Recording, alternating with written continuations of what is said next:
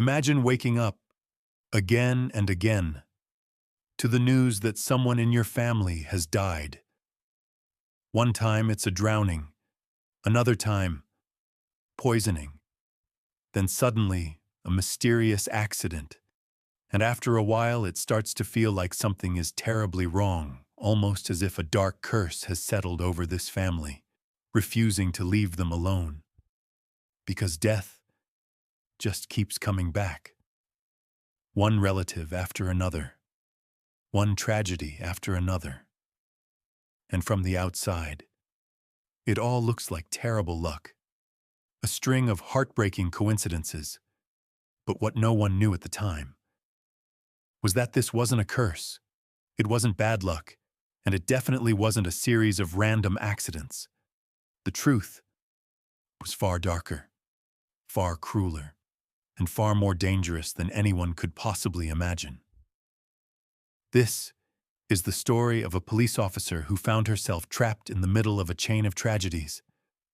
Until one day, the secret finally came out, and when it did, it changed everything. So sit back, and let's dive into the story. Today's story is packed with details, from the very beginning all the way to the end. So to truly understand what happened, you'll need to pay close attention. Let's start in South Africa. In 1975, a girl was born there. Her name was Nomia Rosemary. Rose grew up in a very poor family alongside her two sisters. Her mother and father worked non-stop, just to provide the most basic needs for the household. Life was already difficult, but one day, everything changed. Her father died suddenly, and the situation was so hard that the family didn't even have enough money to pay for his funeral. They had to borrow from neighbors and relatives just to give him a proper goodbye. Despite the shock, Rose's mother refused to fall apart. She knew something very important. 3 young girls were depending on her, so she went out to work in the fields every single day, fighting to give them a decent life. She didn't just teach her daughters how to read and write. She taught them something even more important: responsibility. And among the 3 sisters, Rose was the one who absorbed those lessons the most. Every morning, she went to school. After that, she returned home to help her mother in the fields, and later, she took care of the housework. Responsibility came to her at a very early age. In fact, she was the only one among her sisters who managed to finish her education completely. Rose had a very clear dream. She wanted to escape poverty, no matter what it cost. Anyone who saw her during those years noticed something unusual about her personality. She was strong, serious, decisive, almost as if she was older than her actual age by many years. When Rose turned 18, she married a man named Henda Josa. A year later, they welcomed their son, Jonty. At first, their life seemed simple, normal, stable. But deep down, Rose wasn't satisfied. She didn't want a traditional life, spending her days inside the house, while her husband worked to cover the expenses. She wanted more, a completely different life. One day, she told her husband something that shocked him. She said she was going to apply for a job in the police force. He rejected the idea immediately.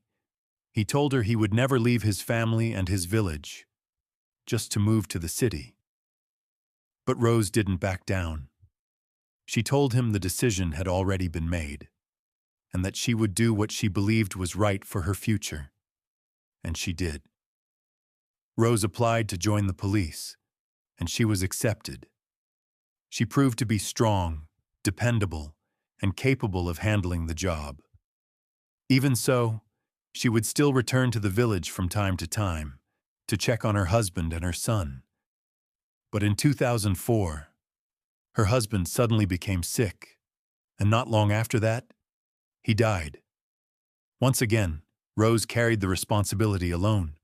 She took her son and raised him by herself. But the tragedies were far from over. In 2008, when Jonty was 13 years old, he suddenly became very ill. He was rushed to the hospital. And there, the doctor told Rose something she never expected to hear. Her son had been poisoned. Rose was shocked. How could that even happen? While he was under her care. After some treatment, his condition improved slightly, and he was allowed to go back home. But soon after returning, Jonty died. Rose sat there, trying desperately to understand what was happening. First her husband, then her son, 4 years later. Was someone deliberately destroying her life? Could jealousy or hatred inside the family really go this far? She searched for answers everywhere, every possibility, every suspicion. But there was no proof. Every path she followed ended in a dead end. And the years passed, until one day, she met a man named Morris Mabusa. He worked at the United States Embassy. To Rose, he seemed like the perfect man, generous, calm, and deeply devoted to caring for his elderly mother, without ever complaining. On top of that, he had a respected and important job. A relationship began between them. And in 2012, they started a new life together. Later, they welcomed a baby girl. For the first time in many years, Rose finally felt like her life was getting back on track, like the darkness was finally behind her. But that peace didn't last long. Suddenly, the chain of tragedies returned. An accident here, poisoning there, and then another murder. People around them started asking the same terrifying question. How could so many disasters happen inside one single family? And who was the person hunting this family without mercy? In March 2012, another tragedy struck the family. Rose's cousin suddenly disappeared. The family searched everywhere for him. They turned the whole area upside down, but found nothing. At that point, Rose stepped in herself. Using her position in the police force, she pushed for a wider search operation. Days later, the search finally ended. His body was discovered in a river. At first, everyone assumed it was a simple accident. Maybe he fainted and fell into the water, or perhaps he slipped when no one was around. But the forensic report completely changed the story. The real cause of death wasn't drowning. It was a strong blow to the head that killed him. And then his body had been thrown into the river to make it look like an accident. The case was officially reclassified as murder. But because the family was poor, the investigation never received serious attention. The procedures moved slowly, routinely, without real pressure or deep investigation. Eventually, the case reached a dead end, and like many unsolved cases, it was closed against an unknown suspect. About a year later, in June 2013, Rose received another devastating call. This time, the victim was her sister, Audrey. She was found dead inside her home. When doctors examined her, they confirmed that she had been poisoned and then deliberately suffocated. There was no doubt about it. This was another murder. Rose was completely shattered. Her cousin, her husband, her son, and now her sister. A chain of tragedies was tearing her family apart. Despite being a police officer, and despite her relationship with a man who worked at the United States Embassy, Rose felt completely powerless. She complained. She demanded answers. She pushed investigators. But it felt like no one cared enough. The worst part was that she couldn't even participate in the investigation herself, because the victims were members of her own family. Her involvement would make the case biased. And in the end, just like before, the case was closed against an unknown suspect. Time passed. Then came October 2015.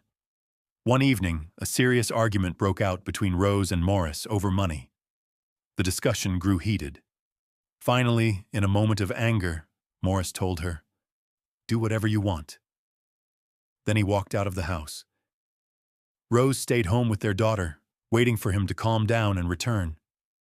But the hours passed, and he never came back. Slowly, fear began creeping into her heart. Death had already visited her family far too many times. She contacted her colleagues in the police and asked them to help search for him. A large search effort began. Eventually, they found him, dead. He had been violently attacked and stabbed multiple times. This time, it was impossible to ignore what was happening. The victim worked at the United States Embassy, and the series of deaths surrounding Rose had become too disturbing to dismiss. It looked as if someone was deliberately targeting the people around her, striking one after another, without mercy. Inside the investigation, Rose was living in constant fear. Her husband, her son, her sister, her cousin, and the man she loved. All of them were gone, one after another. Only one thought kept repeating in her mind. She might be next. And what made it even more terrifying was that this case, just like the others, also ended up closed against an unknown suspect. But strangely, the deaths didn't stop there. In 2016, another relative was attacked and killed. In 2017, her daughter and her nephew died. Then in 2018, her niece was murdered. At this point, Rose was no longer afraid that her turn might come.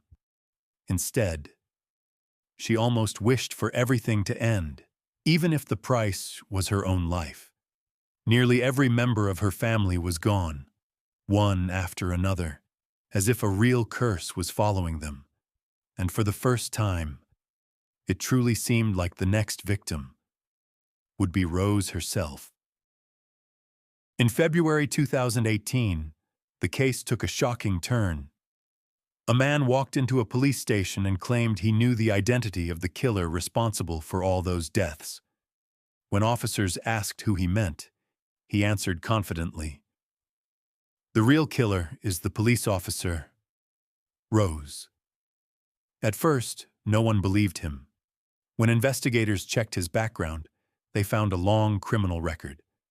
He had been in prison several times before. To them, it sounded like another attempt to gain attention, or maybe reduce a previous sentence. But the man kept insisting. He said Rose had asked him to kill her sister and her sister's 5 children. According to his story, he had almost carried out the crime. But when he realized the youngest child was still a baby, he backed out immediately. He said he couldn't bring himself to commit a crime like that. This statement changed everything. The police decided to test his claim. They installed a hidden camera inside his car and sent an undercover officer with him, pretending to be his partner in crime. The plan was simple. He would contact Rose, meet her, and start talking about the plan, trying to make her confirm what he had told the police. He called her, and she agreed to meet. Rose got into the car with him, sitting next to the undercover officer, and began guiding them toward her sister's house, without knowing that every word inside the car was being recorded. But before reaching what happened in those crucial moments, investigators began asking a much bigger question. Why had all of this happened in the first place? How had Rose's life turned into such a terrifying chain of crimes? Since childhood, Rose had hated the life of poverty she grew up in. After joining the police academy, she almost completely cut ties with her family. She rarely visited them, and she didn't support them financially, even though her salary was relatively good compared to their situation. But money was never enough for her. She always wanted more and more, no matter the cost. That's when the idea that would change everything appeared: life insurance money.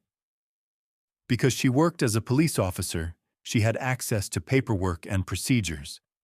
That made it easier for her to manipulate documents and forge some records so she could become the beneficiary of insurance policies. And even easier than that was finding people willing to commit crimes for money.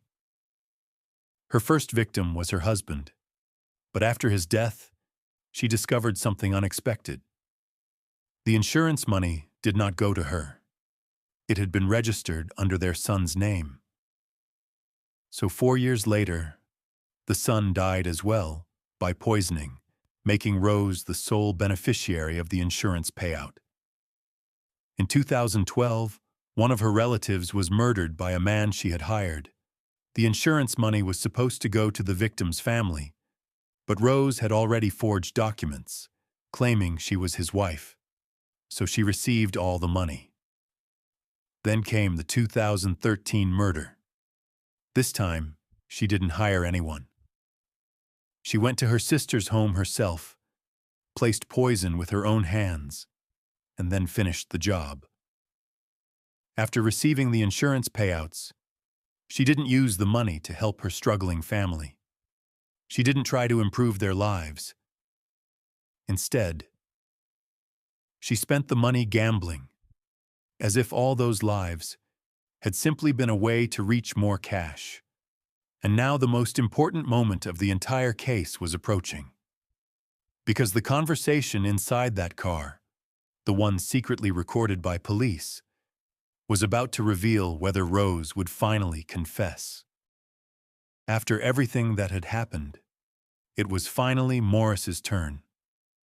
Rose had always been deeply jealous of the attention he gave his elderly mother, and of the money he spent taking care of her.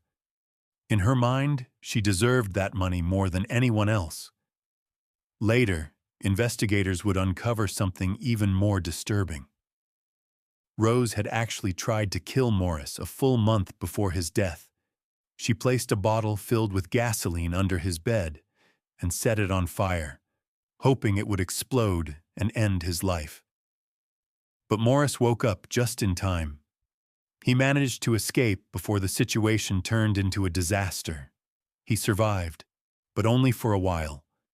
Just 1 month later, Rose started a heated argument with him, seemingly over nothing. The fight escalated quickly. Finally, Morris lost his temper, stormed out of the house, and left. What he didn't know was that someone was already waiting for him outside. A man Rose had hired. Not long after that, Morris was dead. But this time, there was a problem. Rose didn't receive the full insurance payout.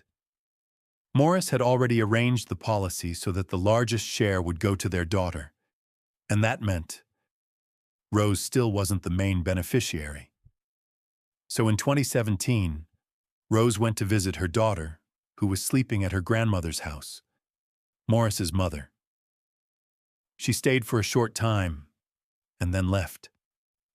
Not long after she walked out of that house, the little girl died. All of these details only came to light much later. Investigators had to go through phone records, messages, insurance documents, and even exhume several bodies for new autopsies. That's when the pattern finally became clear. Rose would first manipulate or forge insurance documents so that she would become the beneficiary. Then she would arrange the death of the insured person. After that, she would collect the money and continue living her life as if nothing had happened. 9 people trusted her. 9 people believed she was family, and for many of them, that trust cost them their lives. Even though investigators linked 9 deaths to Rose, the court was only able to convict her in 6 cases. There simply wasn't enough evidence to prove her involvement in the deaths of her husband, her son, and her daughter. The investigation also revealed something else. Between 2012 and 2018, Rose had collected nearly $100,000 from life insurance payouts alone. But perhaps the most heartbreaking reaction came from her own mother. When she finally learned the truth, she simply couldn't believe it. How could the daughter she had raised alone, the daughter she had sacrificed everything for, become someone capable of destroying her own family like this? Rose had been the only one among her sisters who completed her education. She was supposed to be the one who succeeded, the one who lifted the family up. But the reality was far more terrifying.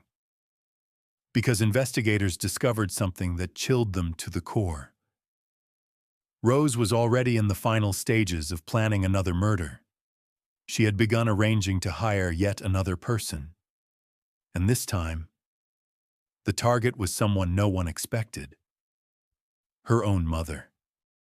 When Rose's trial began in 2018, her behavior shocked everyone in the courtroom. She would stand there, inside the court, as if none of it concerned her at all. She laughed, she joked, she smiled at people around her, almost as if she were attending a happy event, not standing trial for a series of brutal crimes. But the photographers noticed something strange about her. The moment the session officially began, and the charges were read out loud, her face would suddenly change. The smile disappeared. Her expression turned serious, sharp, almost wounded, as if she were the victim of a terrible injustice. But the second the court took a break, she went right back to laughing, chatting, even posing for pictures with journalists, as if nothing had happened. Even more disturbing was what Rose calmly told the court. She insisted that she had only arranged life insurance policies for her family members, because most of them didn't have stable jobs. According to her, she was simply trying to secure their future, nothing more. During the trial, more than 50 witnesses took the stand. Some of them described her strange behavior around the times when the crimes happened. Several police officers even testified that she had threatened them from inside prison, saying, "You're next." And the relatives who were supposedly meant to receive the insurance money? They all confirmed the same thing. They never received a single dollar. In the end, even her tears in court and her requests for forgiveness changed nothing, because the truth was clear. Rose had destroyed her own family for barely $100,000. Finally, in 2021, the court delivered its final verdict. 6 life sentences, which means one thing: Rose will never leave prison except on the day she is buried. And that's how this case finally came to an end. One of the most disturbing examples of how greed can slowly destroy countless lives along the way. I hope you enjoyed today's story. If you did, don't forget to support the channel with a like and subscribe.